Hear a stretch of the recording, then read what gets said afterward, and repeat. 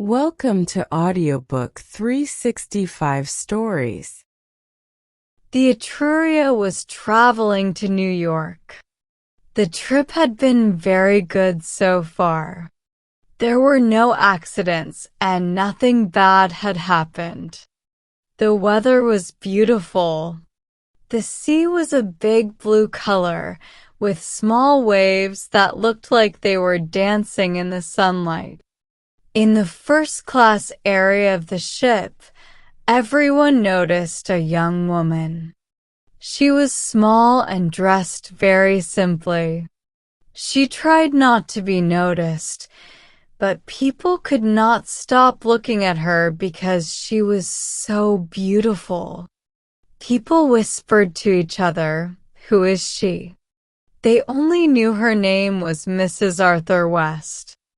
She was going to New York with her 2 babies to meet her husband. Every morning, Mrs. West sat on the deck. If the sun was too hot, she stayed inside. She looked very lovely sitting in her chair.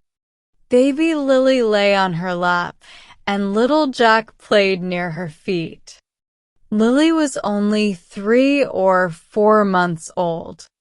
She was just a small bundle of white silk and lace. To other people, she was just a tiny baby.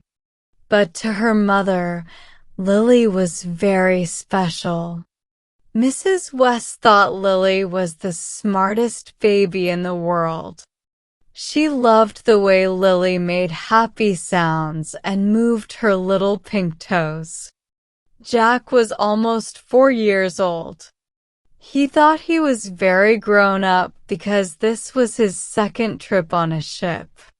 He said Lily had never been on a ship before and didn't even know who Daddy was. Jack was a funny and old-fashioned little boy.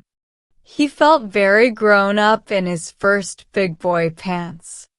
Even though he thought he was older and more important than Lily, he often helped his mother take care of her. Jack even patted Lily to sleep very gently.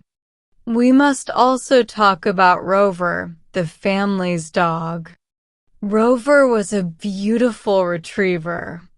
He was like a part of the family. Jack loved him very much, and everyone on the ship liked him too. Rover loved Lily and thought she was his special baby to take care of. If Rover was near Lily, no stranger could come close to her. On the afternoon when this story begins, Baby Lily was very unhappy and crying a lot. The very hot weather was making her uncomfortable. Poor Mrs. West was very tired. She had been walking back and forth, trying to help Lily fall asleep. Jack was lying on the floor, looking at a big picture book. He was very focused on the pictures. A few times he lifted his curly head and shook it seriously. Then he said, "Mummy, isn't she a naughty baby?" "Yes, dear," his mother replied. "If she doesn't behave soon, we might have to put her out through the porthole. We don't want to take a naughty baby to Daddy, do we?" "No, Mummy," Jack said very seriously. Then he went back to looking at his book. She has fallen asleep," Mrs. West whispered a little later. "Now, Jackie, I am going to put her down. You must watch her while I go see if the stewardess has boiled the milk for the night. Play very quietly, like a good boy, because I don't think she is sleeping very deeply." She kissed Jack on his little face and then quietly left the room. The stewardess was not there, So Mrs. West boiled the milk herself, as she had done many times before. After about 10 minutes, she went back to her cabin. Little Jack was sitting in a corner. He was busy drawing on his slate. He turned around when his mother came in. The bed where she had left the baby was empty. Was baby naughty? Did the stewardess take her? Mrs. West asked. No, Mummy. Baby woke up as soon as you left, and she was very naughty. She wouldn't go back to sleep. So I thought I should punish her. I just now put her through the porthole, like you said. But I think she will be good now. Maybe you should... What's wrong, Mummy? Are you feeling seasick? Jack asked when he saw his mother turn very pale. She grabbed the wall to keep from falling. My baby, my little one, she cried.